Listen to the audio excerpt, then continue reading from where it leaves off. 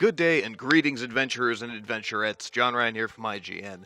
And by now, you've probably seen a bunch of articles and posts about just how amazing Skyrim can look with a liberal application of various mods and lighting effects.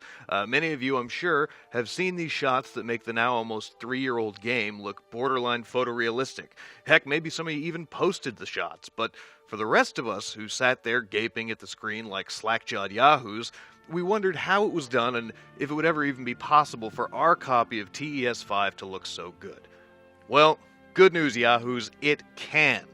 While the original release, or the vanilla version of Skyrim, definitely looked pretty good, a massive community of modders have been crafting and tweaking their add-ons, patches, and upgrades to make it a truly beautiful and immersive experience. And for the low, low price of cheap-as-free, you can get in on the action.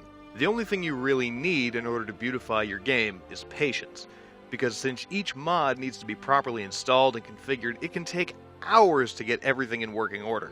Certain methods of gussying up the game, such as STEP or the Skyrim Total Enhancement Project, have been known to take as long as 8 to 10 hours to fully configure, so we're not going to go that crazy. Instead, we're using 15 main modifications plus a couple of extras here and there to take our Skyrim from vanilla to vibrant. First and foremost, the biggest improvement that can be made to the look and feel of Skyrim's world comes from Boris Vorontsov's ENB series.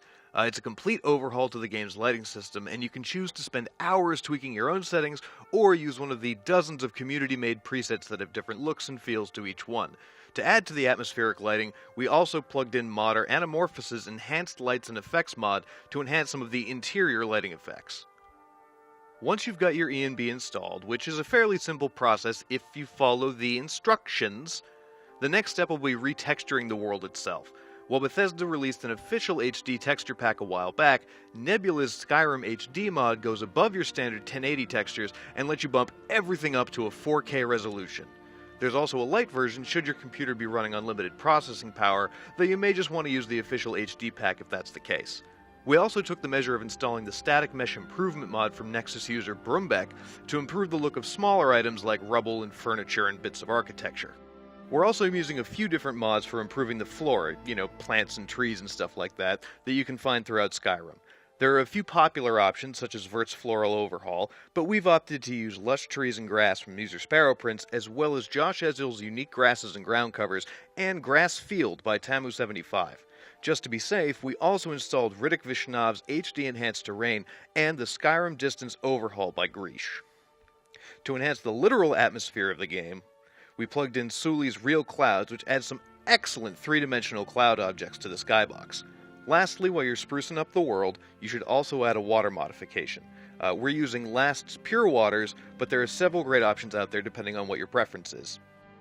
And of course, the last big piece of the visual puzzle will be to give the NPCs a big facelift. Most of the vanilla NPCs look really muddy or blocky, so we installed several mods to improve the shape and texture of the characters' faces and bodies. First up is Xenius's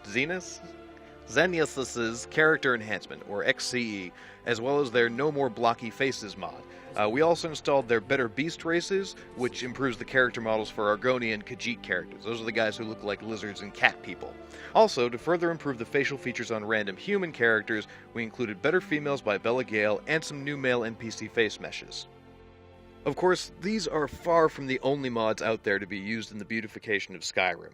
Remember how I said patience was the only necessary component to making this game look good? There are literally hundreds, if not thousands, of mods at your disposal, so you can configure the world of Skyrim to look and play exactly how you want it to.